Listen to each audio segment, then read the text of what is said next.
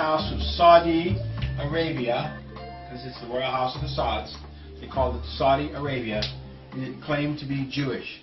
So the entire Muslim world is being led by Jews. The Wahhabis, the Wahhabs, which run Qatar, claim to be Jewish. So the entire Muslim world is being led by people who claim to be Jewish. Now that in and of itself should shock you. Kazakhstan Empire, which was this region, Caspian Sea, Black Sea, Turkey, this is Europe. Kazakhstan Empire extended throughout this entire region, especially in Kiev. So that was Kazakhstan. In 851, the Kazakhstan Empire lasted from 350 to 1048, and then it shifted, but that's okay. The Maslik clan in 851, now we'll go down here, wandered into Riyadh. And they took Riyadh, they were thrown out, they took refuge in the farms, and not reading the Quran and not reading the Old Testament, they read the books produced here in Jerusalem about how, well, I'll give you an example. Rabbi Obadiah Yosef said, Gentiles were born only to serve. They are only born to serve those of Israel. So they just conquered and destroyed the people, the farm he took refuge in, he killed them, and then the Saudi Arabian family killed all the farmers. And then they met the Wahhabs, which was another group. They took Riyadh again, and they declared this as the Saudi Arabia. And they ruled Saudi Arabia in clans. Now let's fast forward to modern times, because we now know that the Saudi Arabians, with these people, they were being pushed by the Russian Orthodox Church and the Muslims, and they said, no, we're Jewish, we're Jewish. Yeah, well, they don't read the Quran and they don't read the Old Testament, so they can't be nothing. But anyway, in 1914, this was the Ottoman Empire. It extended down here. And they, the Royal House of Saud, swore loyalty to the Ottoman Empire and received weapons, and they received guns. And a year later, the English came by with more weapons and more guns, and guess what? They re-swore loyalty to the British. In 1932, Standard Oil, which had the maps for all of the oil all around the world, they knew where the oil was. They started digging in Saudi Arabia.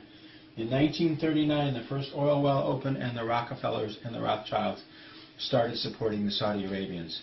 In 1944, Aramco, we get the oil into the United States Corporation, we sell the oil to Mobil, and then we buy weapons for Saudi Arabia. So they have to kill and destroy. Right now they're bombing Yemen and Oman on their southern border, Queen of Sheba's great empire, to steal their oil. When the dollar resets, the dollar stopped to Saudi Arabia, and we need to pray for the royal Saudi family, which is one of the most evil, nasty people that walk into a business and kill the owners and take the owners. They make Al Capone look like a piker. And you, the American taxpayer and the English taxpayer, support the Saudi family. This is why we need to pray for them. They are the most evil family on the planet.